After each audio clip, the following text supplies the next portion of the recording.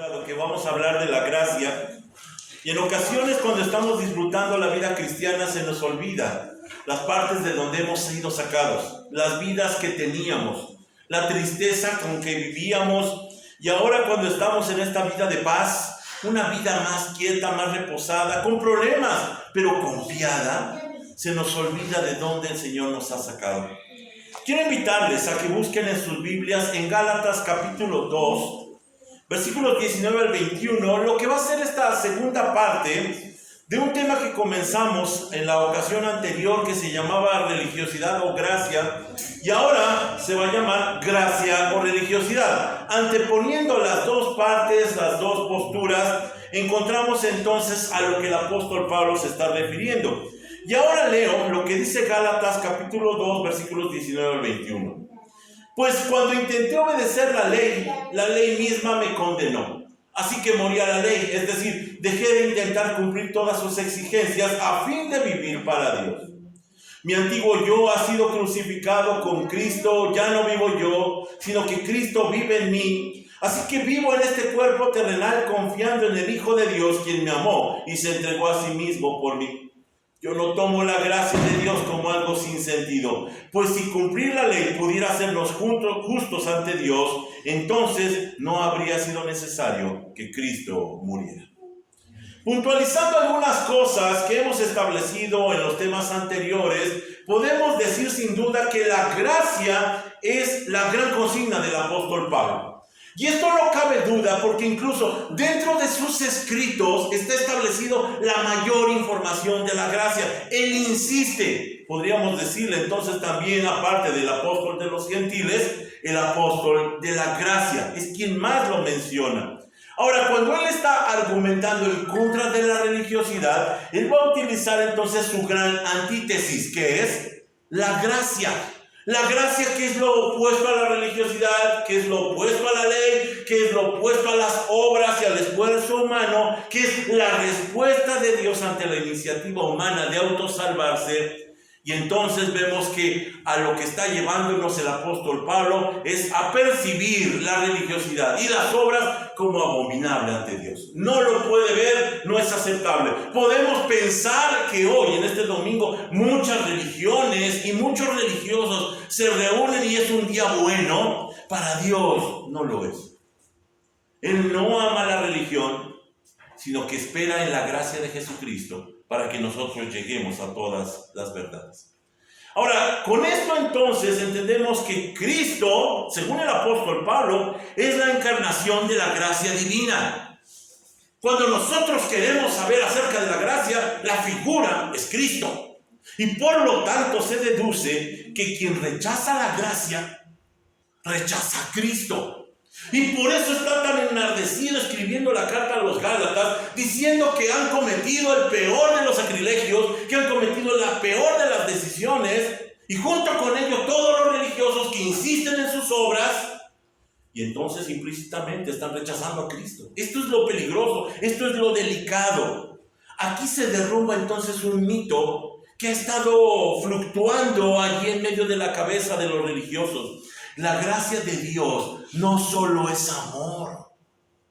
Basados en aquel pasaje de Juan, el que no ama no ha conocido a Dios porque Dios es amor. No es solamente amor, sino que es amor redentor. Amor que salva, amor que llega a las personas y que redime. Esto es muy distinto al amor romántico, idealizado, sentimental que ahora presentan, en donde cierran las manos, cierran los ojos, levantan las manos y parece que se derriten en un sentimentalismo que no es necesariamente el que nos presenta la palabra de Dios, porque aunque Dios es amor, es un amor derramado sobre los que no lo merecen, amor que viene a buscar y a salvar a todos los perdidos. Ese es el amor de Cristo. Esa es la gracia de Cristo. Por eso, Nicole, uno de los comentaristas que estaré narrando en este día, dice: la gracia de Dios es, por tanto, la antítesis del pecado en el hombre, contraatacando y finalmente triunfando sobre él. La gracia pertenece al postrer Adán, a Jesucristo, tan eminentemente como el pecado al primero. Cuando nosotros encontramos la gracia de Cristo, es porque ha sido derramada sobre él por medio del plan divino de Dios. En Tito, capítulo 3, versículos 4 al 7, dice el apóstol Pablo lo que podemos considerar una síntesis de lo que es la gracia. Le invito a que lo lea conmigo. Dice, sin embargo, cuando Dios nuestro Salvador dio a conocer su bondad y amor, Él nos salvó, no por las acciones justas que nosotros habíamos hecho, sino por su misericordia. Nos lavó quitando nuestros pecados y nos dio un nuevo nacimiento y vida nueva por medio del Espíritu Santo. Él derramó su Espíritu sobre nosotros en abundancia por medio de Jesucristo nuestro Salvador. Por su gracia, Él nos hizo justos a sus ojos y nos dio la seguridad de que vamos a heredar la vida eterna. Así que es claro para el apóstol Pablo lo que está buscando. Pero cuando el apóstol Pablo está hablando a los Gálatas, ya habíamos dicho esto, él dice que estar bajo la ley y estar bajo la gracia son estados opuestos y mutuamente excluyentes. O se está bajo la gracia esperando en Dios, o se está en las obras que queremos hacer, las obras religiosas, el esfuerzo humano. No pueden convivir las dos partes. Cuando en una iglesia se insiste en la gracia de Dios, pero están llenos de reglamentos, llenos de esfuerzos humanos, llenos de actividades, entonces yo dudo que verdaderamente estén esperando en la gracia de Jesucristo. Pecado es la respuesta humana a la ley de Dios. Mire, cuando Dios pide algo, ¿sabe cómo contestamos los seres humanos? No con amor, no con buenas obras, sino con pecado. Y ahorita vamos a ampliar un poquito más esta idea. Así que lo que hace el Señor es la gracia. Y la gracia es la respuesta a la ley que condena al pecador. Como no podemos hacer nada bueno, dice Isaías 64:6, que nuestras obras son como trapos de inmundicia, entonces entra la gracia, cubre nuestra falta y nos salva. Nos da la oportunidad maravillosa de la salvación. Ahora, Pablo está hablando, después de que ha contado y ha narrado acerca de esa historia tan triste, en donde el apóstol Pedro dejó a los gentiles y se fue a sentar con sus amigos los judíos, y con esto los excluyó en un asunto de antigracia, podríamos llamarle. Pablo va a seguir contando ahora del Evangelio, pero según su experiencia. Y mire, esto es lo más honesto. Cuando el apóstol Pablo, cuando presentamos el Evangelio, lo más honesto es decir lo que representa para nosotros. Según nuestro entendimiento, según nuestra forma de experimentar, es entonces como habla el apóstol Pablo, porque esta experiencia personal podríamos decir que es la de todos los creyentes. Miren nuevamente lo que dice este escritor Nicole. Me llamó mucho la atención esta frase: ningún flagelo de la ley, ningún trueno del Sinaí podría haber abatido al orgulloso fariseo y haberlo golpeado o quemado su fuerte voluntad propia como la queja de Jesús. Cuando él lo mira rumbo al camino a Damasco, esa pregunta de ¿por qué me persigues?, rompió el corazón de Pablo. Se dio cuenta que estaba luchando en contra de Dios mismo. Y este es su evangelio. Desde allí dice: yo entendí y por lo tanto yo explico, yo comparto el evangelio que recibí directamente de Jesucristo. Nuevamente el mismo autor dice: ha demostrado que primero sin Pedro, luego en igualdad con Pedro y finalmente a pesar de Pedro, había recibido y mantenido su evangelio. Ahí está Pablo, firme, incoluble, sin cambiarse, sin transformarse, porque él ha entendido por voluntad propia, por experiencia propia, el asunto del evangelio. Ahora déjenme presentar entonces dos preguntas que Matthew Henry en su comentario hace, que se me hacen adecuadas para entrar a este tema. ¿Para qué hemos creído en Cristo? O la otra pregunta: ¿no fue que podríamos ser justificados sin la fe de Cristo? Porque esta es la gran duda. ¿Cómo se salva la gente? ¿Solamente por Cristo? ¿O hay otras opciones? ¿Hay otras religiones? ¿Hay otros caminos? Déjenme plantearlo nuevamente con dos preguntas personales. ¿Crucificados a qué somos? Según lo que va a decir el apóstol Pablo. ¿O muertos a qué somos? Déjenme referirme entonces al versículo 19 nuevamente. Pues cuando intenté obedecer la ley misma me condenó. Así que morí a la ley, Es decir, dejé de intentar cumplir todas sus exigencias a fin de vivir para Dios.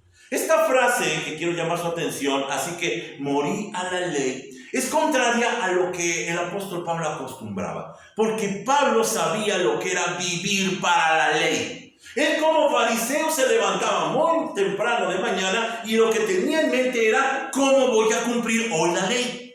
Es lo más importante para él como fariseo. Él no vive de otra manera más que para la ley. Ojo, no vive por la ley. Es decir, la ley no le dio vida. Él vivía para la ley. Y esto es muy distinto porque aquí nos damos cuenta de la incongruencia que va a encontrar el apóstol Pablo. Y en primer lugar, cuando vemos esto, tenemos que ver la antítesis que va a presentar el Señor Jesucristo en Juan 12:24, en donde dice que para vivir hay que morir.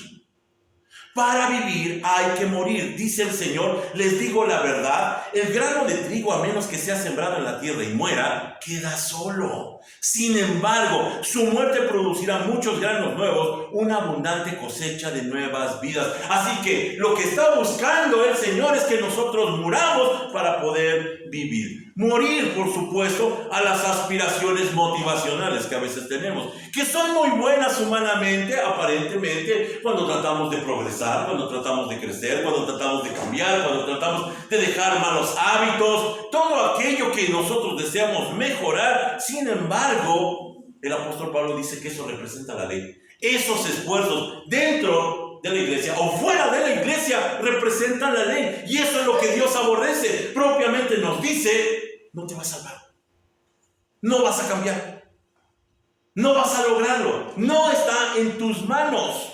Tienes que morir a esas aspiraciones. Nuevamente, ahora un hombre, Albert Rines, dice lo siguiente con respecto a este punto: un hombre muerto es insensible para todos a su alrededor. No oye nada, no ve nada y nada lo afecta. Entonces, cuando se dice que estamos muertos para algo, el significado es que no tiene influencia sobre nosotros. Puede seguir existiendo aquello que nos movía y nos motivaba, pero para nosotros, cuando hemos llegado a la conciencia de que eso no me hizo vivir, lo abandono. ¿Para qué voy a seguir tomando un medicamento si evidentemente no me está haciendo bien? Así que lo abandono. Y el apóstol Pablo dice: morí a la ley. No sirvió, por lo tanto la abandoné. Con esto entonces vemos que Pablo antes vivía para la ley, pero ahora vive para Dios. Él así lo dice: ahora vivo para Dios. Déjenme poner un ejemplo de Lucas capítulo 10, en donde Marta y María están recibiendo al Señor en su casa de Betania. ¿Se acuerda usted de esta cita, de este episodio? Dice que Jesús entra a la casa y entonces encontramos a Marta en la cocina, afanadísima, preparando seguramente lo que le va a ofrecer al maestro. Pero María, ¿se acuerda lo que está haciendo? Está a sus pies, simplemente escuchando lo que dice. Obviamente, junto con Marta, cualquiera de nosotros hubiera dicho: ay, Señor, ¿no te das cuenta? ¿Cómo permites que María esté aquí sentada en lo que yo estoy afanada, sola, haciendo el trabajo? La queja de cualquiera de nosotros. La respuesta del Señor es reveladora. María ha escogido la mejor parte. Tú estás afanada. Es cierto, el Señor seguramente tenía hambre, pero no pidió de comer. Ahora, con esto nos damos cuenta de lo que está hablando el apóstol Pablo. En lo que el religioso está afanadísimo con actividades y con luchas, con situaciones que tiene que cumplir. El que espera en la gracia de Dios está simplemente acostado, está simplemente esperando en Jesucristo. Y entonces esto nos deja ver que aunque muchos viven para la iglesia, muchos viven para las actividades, muchos viven para el servicio, incluso muchos viven para el ministerio, no necesariamente viven para Dios. Viven para sus propios asuntos, para sus propios planes. Y este es el problema del religioso. Está tan lleno de actividades que dice él que son para Dios, pero en realidad no son para Dios. Son su propio plan, son su propio gusto. Así que con esto empezamos a ver que definitivamente Pablo, que había vivido para justificarse por la ley, cuando reconoció su fracaso, por eso se abrazó a la gracia. Nada sirvió, él dice. Incluso en Filipenses capítulo 3, versículo 4, él nos narra su propia experiencia cuando dice: aunque si alguien pudiera confiar en sus propios esfuerzos, ese sería yo, dice el apóstol Pablo. De hecho, si otros tienen razones para confiar en sus propios esfuerzos, yo los tengo aún más, porque era un súper cumplidor de la ley, vivía para la ley, no pensaba otra cosa. Sin embargo, se dio cuenta cuando llegó al fracaso de que no consiguió nada, de que solamente podía esperar en Jesucristo. Dijo Adam Clarke, como consecuencia de considerar adecuadamente la naturaleza y los requisitos de la ley: estoy muerto a toda esperanza y expectativa de ayuda o salvación de la ley, y me he visto obligado a refugiarme en el Evangelio de Cristo. Este es el pensamiento del que espera en Cristo. Este es el pensamiento del salvo. Me di cuenta que no sabía nada. Por más que me esforzaba, nunca cambiaba. Nunca dejé las adicciones, nunca dejé los malos hábitos. Cuando llegué a Cristo, fue cuando verdaderamente empezaron a suceder las cosas. Pero dice, en segundo lugar, que murió la ley a fin de vivir para Dios. Ahora ponga atención en esto. Quiere decir que cuando se vive para la ley, cuando se vive para la religiosidad, no se puede vivir para Dios. Para vivir para Dios, debemos de morir a la religiosidad, a las obras, al esfuerzo humano. Si no, no se puede vivir para Dios. Muchos quieren vivir para Dios, pero no quieren dejar aquello que están haciendo. No se puede. No es posible. La verdadera vida se halla en Cristo, como Él lo dijo en Juan 10, porque he venido a traerles vida y vida en abundancia. No la falsa vida de la religiosidad. Nuevamente, ahora Juan Calvino dice en su comentario: vivir para Dios a veces significa regular nuestra vida de acuerdo con su voluntad, a fin de no estudiar nada más en toda nuestra vida que ganar su aprobación. Pero aquí significa vivir, si se nos permite la expresión, la vida de Dios. Es muy distinto vivir nuestra propia vida a vivir la vida de Dios.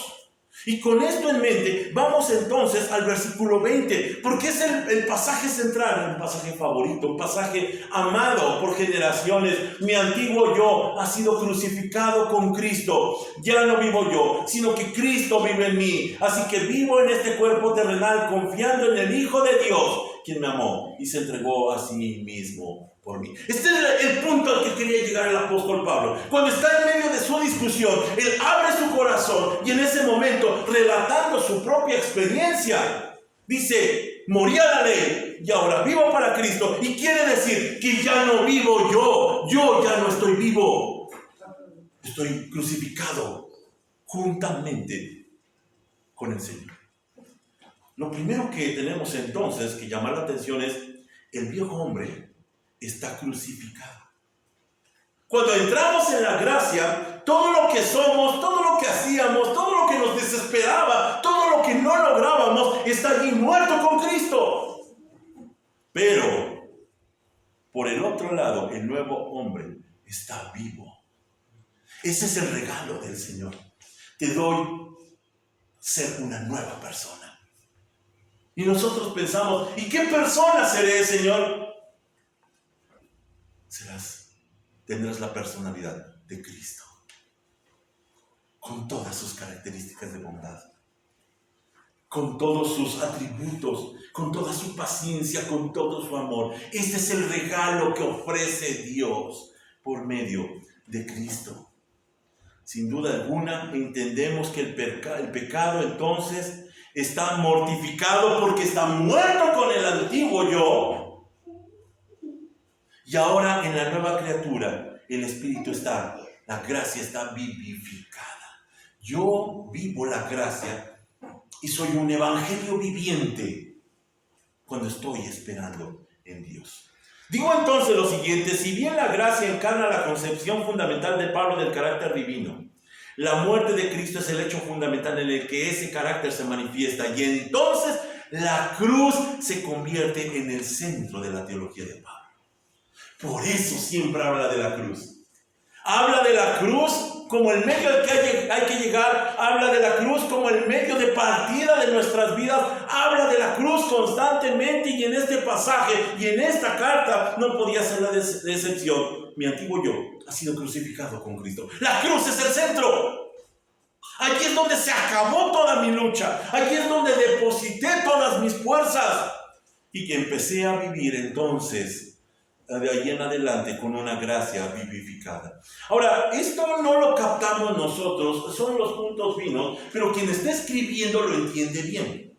Hay que considerar que para Pablo, Saulo de Tarso, antes del camino a Damasco, antes de encontrarse con el Señor, la gracia significaba, o la cruz significaba, un ultraje a su judaísmo. Algo contrario a su judaísmo. Déjenme explicar por qué. Ellos pensaban, ¿cómo puede morir un justo como un injusto? Cuando ellos miran la cruz, ellos dicen, este está muriendo por su maldad. Y no saben que no está muriendo por su maldad. Está muriendo por mi maldad. Así que es un insulto para ellos. Porque es obvio que un justo tiene que morir como un justo, y un injusto como un injusto. Y esta es la gran tragedia, porque cuando el apóstol Pablo mira a Jesucristo, se da cuenta, no era injusto, era el justo de los justos, el más perfecto de los justos. Por eso, la muerte de Cristo fue el fin del judaísmo de Pablo. Fue cuando dijo, entonces no es cierto nada de lo que he creído. Entonces no sirve de nada todo lo que he creído, si no es que comienzo a partir de la cruz. Y en ese momento muere a la ley. No tiene luchas. No está pensando, me convendrá. ¿Será que haga lo correcto? Hacemos nosotros nuestros análisis, hacemos nosotros nuestras evaluaciones. El mundo en que Saulo había vivido, hasta ese momento, murió, dejó de existir. Desapareció. Todo aquello que le causaba una gran tensión, una gran ansiedad, dejó de existir. Y por eso Pablo dice, mi antiguo yo ha sido crucificado con Cristo. Morí a la ley. Ahora, ¿qué tiene que ver la muerte con la gracia? Esa es la gran pregunta. ¿Por qué Pablo, cuando habla de la gracia, habla también de la muerte? Obviamente, la muerte es la pena legal del pecado. Es decir, la muerte es la consecuencia, como dice el apóstol Pablo, de que hemos pecado. En el huerto del Edén encontramos cómo la desobediencia no fue tan sencilla, sino la idea más bien de redimirse independientemente. Es decir, querer ser como Dios. Mire, ya hemos hablado de esto. No es inocente el religioso. No es alguien que moralmente es pasadero. No es cierto. Es alguien que pretende ser como Dios. Por eso esta serie se llama Religiosidad, el deseo de ser como Dios. Esa es la característica principal de los seres humanos. No, déjame a mí.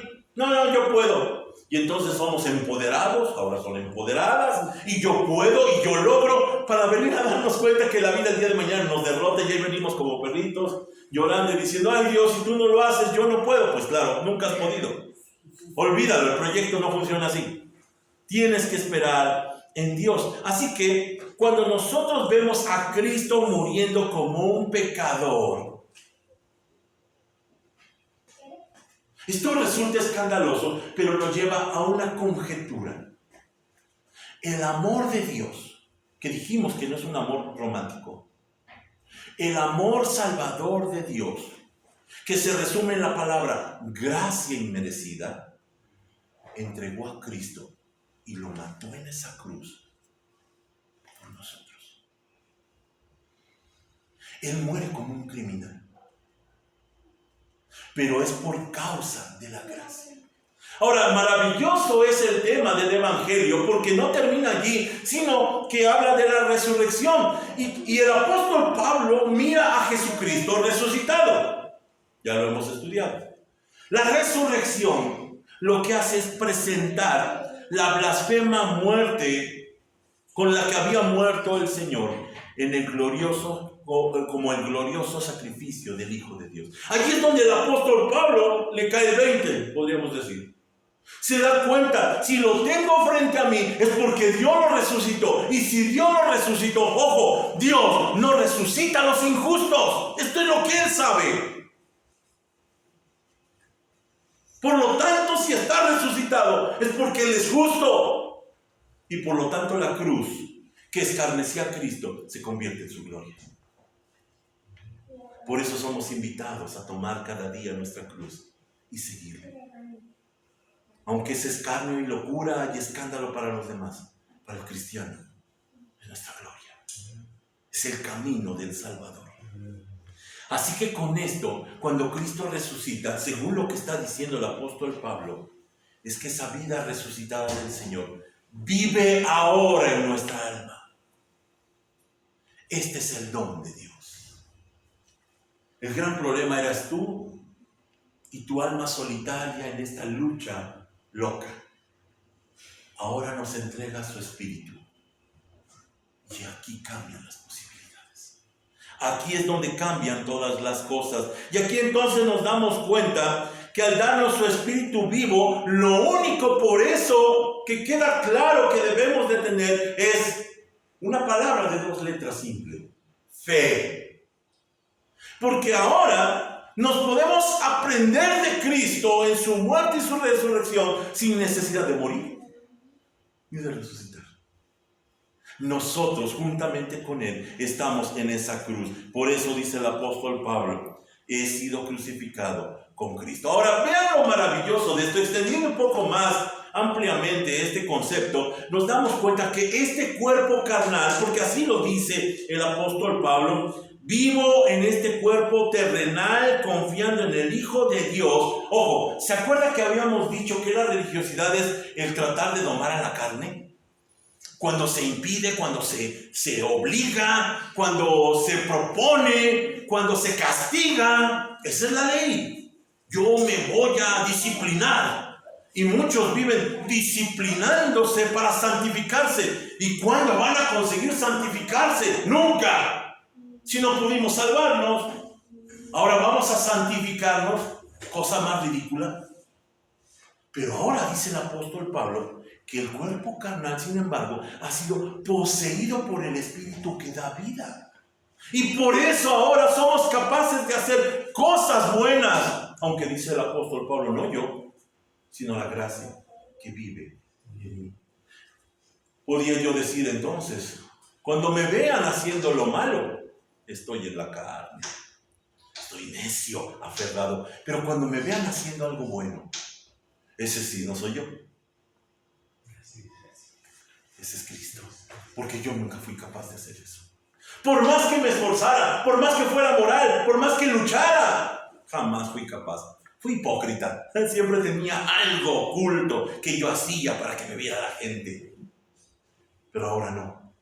No me importa si se sabe o si no se sabe, porque es Cristo obrando en mí. Así que decimos, hermanos míos, se ha logrado lo imposible. Y esto que ahora vivimos es un milagro.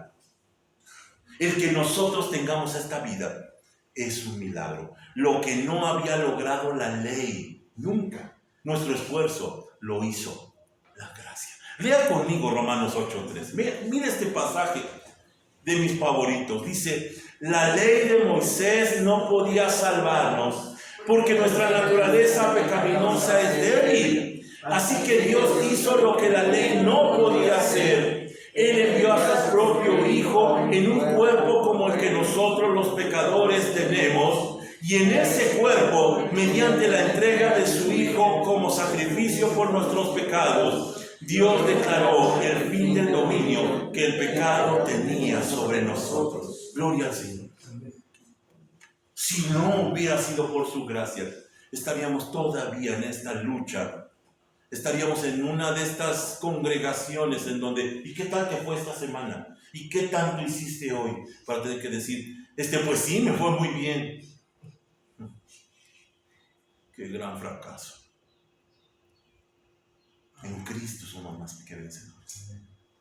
Ahora, cuando el apóstol Pablo está hablando, es un gran teólogo, es un gran expositor, y él está presentando por el otro lado la religiosidad, es lo que está atacando.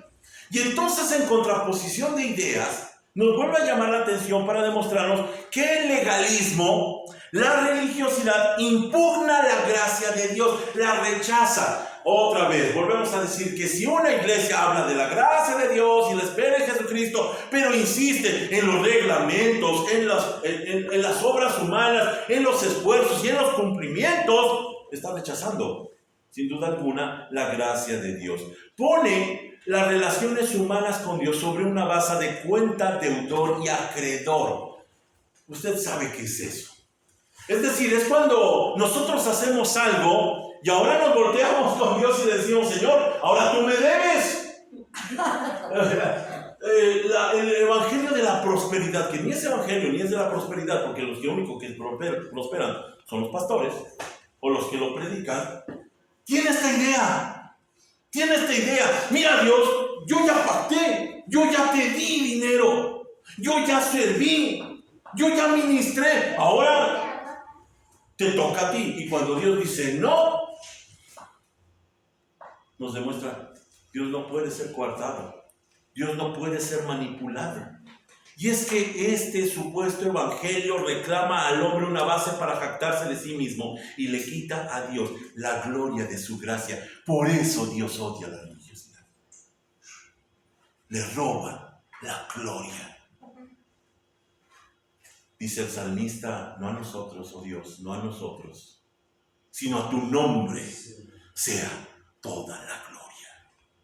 No, nosotros no debemos tener ninguna gloria. Y entonces tenemos que entender este punto al que nos está llevando cuidadosamente el apóstol Pablo. Cuando nosotros vemos la religiosidad, tenemos que reconocerla como la maldición procedente del juicio contra el pecado. Es decir, cuando alguien insiste en ser religioso, Dios lo ha abandonado y ha dicho: ¿quieres salvarte? Sigue luchando. No lo vas a conseguir. Es un juicio. Así que podemos ver a una iglesia llena, atiborrada, con gente que piensa de esta manera, pero que ha sido enjuiciada por Dios. A Dios no le impresiona. Dios no tiene ninguna deuda con nadie. Así, cuando queremos ser dioses autosalvándonos, automejorándonos, somos destruidos, porque Dios destruye dioses.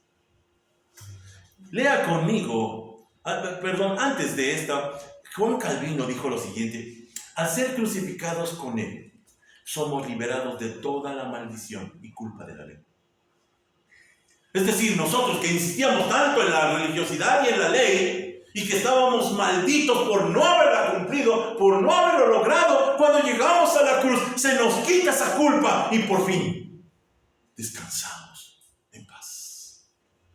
Ahora sí, lea conmigo 2 Corintios 3:6, que dice: el antiguo pacto escrito termina en muerte, pero de acuerdo con el nuevo pacto, el Espíritu da vida. Este pasaje, en Reina Valera se menciona de otra manera, nos demuestra dos grandes cosas. En primer lugar, en la ley estoy muerto. Cuando estoy esperando en mis propias obras, en mis propios esfuerzos, en mi propia religiosidad, estoy muerto. Dice la Reina Valera: la letra mata. No está diciendo que el estudio mata, es un error. La letra mata porque la ley me condena, me destruye, me acaba. Me dice otra vez: fracasaste, fallaste. Pero en la gracia estoy vivo.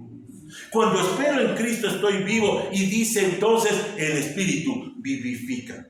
Escuche, cuando Adán comió del árbol, las obras de la ley, la religiosidad, cuando él toma esa determinación, Adán muere. Cuando nosotros insistimos en nuestras propias obras, morimos en medio de la vida, estamos muertos. Podríamos decir que somos como zombies. Sin vida, sin mérito, sin esperanza, sin fuerza. No podemos lograr nada. Alguien lo articuló de esta manera: en aquellos días era yo quien estaba vivo, entre comillas. Yo subía, bajaba, me hacía ver, pero cuando llega la gracia, Yo dije, no tiene caso. Mejor que sea el Señor. Así que, ya retomando algunas ideas, decimos, Cristo es la única fuente de vida. Amén. Y si no está Cristo, no hay vida, hay muerte. No importa cuán buena sea una religión. Aquí vamos a desmitificar la otra gran duda. ¿Qué pasa con esas personas que son tan buenas? Doña Chuchita y doña no sé quién, que de verdad son buenas personas. ¿Qué pasa con ellas? ¿Se salvan?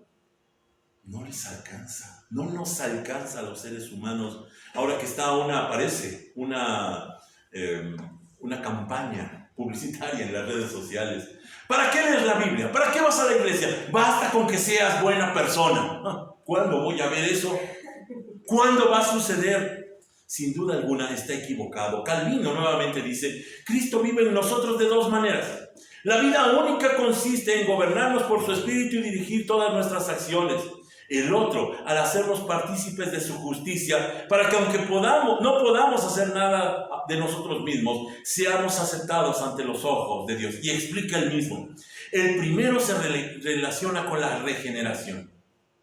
El segundo con la justificación por gracia divina. Regenerados y justificados. Regenerados porque estando muertos estábamos descompuestos. Justificados porque estábamos en la justicia de Dios. Cuenta la historia de Martín Lutero que él soñaba con un día al tocar la puerta alguien pudiera salir y decir con toda franqueza por qué se había cumplido. Cuando preguntaran por él, ¿vive aquí Martín Lutero? Él pudiera decir, no, ya no vive aquí. Ahora vive Cristo. Ya no estoy. Este era su anhelo, este era su sueño. Y justamente cuando está comentando esto nos enseña a qué quiere llegar. Ahora dice en la segunda parte, mi antiguo yo ha sido crucificado. Mi antiguo yo ha sido crucificado. En la experiencia de Pablo podemos decir que su religiosidad terminó el día que creyó. Y este es el mayor argumento contra la ley. No se necesita la ley para vivir en Cristo. Si alguien insiste en que necesita cumplir, en que necesita hacer, eso no se necesita. Se necesita simplemente creer. Me refiero ahora al versículo 21, el último, que dice, yo no tomo la gracia de Dios como algo sin sentido, de su experiencia, pues si cumplir la ley pudiera hacernos justos ante Dios, entonces no habría sido necesario que muriera. Mire su último argumento, es maravilloso. Este hombre, podríamos decir, es un genio literario, es un genio teológico, un teólogo genial. Si podemos salvarnos por nuestro propio esfuerzo, Cristo murió en vano. Para aquellos que están luchando entre, pero es que se me hace que hay que echarle ganas y hay que esforzarse. El apóstol Pablo lo sacaba. Entonces murió Cristo en vano. Tendríamos que ir a cada iglesia y decirles, ¿saben qué? Felicidades, Cristo murió en vano por ustedes. No les aprovecha nada Cristo. Esto es lo que les está diciendo a los Gálatas. Y en el capítulo 3, versículo 1 les dice, ay Gálatas tontos, ¿quién los engañó? Sin duda alguna, las palabras de Crisóstomo, el padre de la iglesia en el siglo III, dijo, porque si Cristo murió, es muy evidente que fue porque la ley no pudo justificarnos. Y si la ley nos justifica, la muerte de Cristo fue superflua. Nos demuestra sin duda alguna que la gracia no pudo haber sido vana. Fue la única manera de escape. Otro escritor, Kesner, dice, la ley ceremonial, que no es más que un tipo y una sombra de él, se destruye a sí misma al mostrarnos a Jesucristo, que es la verdad y la sustancia. Miren lo que está diciendo este último hombre, que es tan importante, en donde nos demuestra que la ley se destruye cuando cumple su propósito. Yo no sé cuál es el argumento verdadero para todos los que buscan en las religiones, en la religiosidad judía, en las raíces hebreas, para sustentar el asunto de las obras de la ley.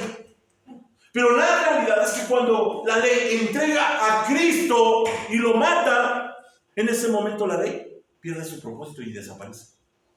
Se implosiona. Ya no puede existir. Tal como lo dijo los escritores Jameson, Foster y Brown de su comentario bíblico. No desecho la gracia de Dios, No la haga vana, como tú, Pedro, la haces judaizando, estaba hablando por Pablo. Porque si la ley fuese la justicia, Pablo aquí justifica la fuerte expresión que usó al decir no desecho o invalido la gracia de Dios, por demás Cristo murió. Y añade, Cristo murió sin necesidad o sin causa justa. Otro escritor, Burns, nuevamente dice, el sentido es que Pablo no tomaría ninguna medida ni perseguiría ningún recurso que lo hiciera vano o ineficaz, ni por su propia vida, ni por un curso de conducta que demostraría que no tenía influencia sobre el corazón y la conducta, ni por la observancia de los ritos y las costumbres judías haría nada para volverlo ineficaz. Cristo no murió en vano, lo necesitábamos. Mira, me gustó mucho cómo lo dijo este escritor Paul Washer.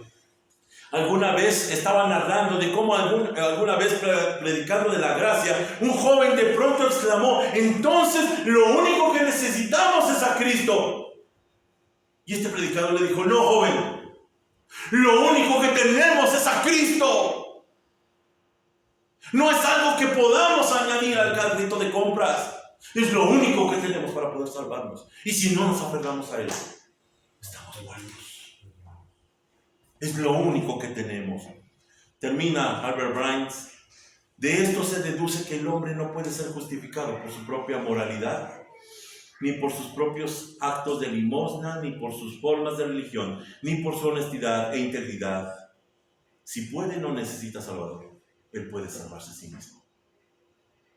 Concluyo lo siguiente, ahora con una cita de Matthew Henry. Utilicé unas preguntas de él, pero él dice, la gracia no es gracia si no se da gratuitamente en todos los sentidos.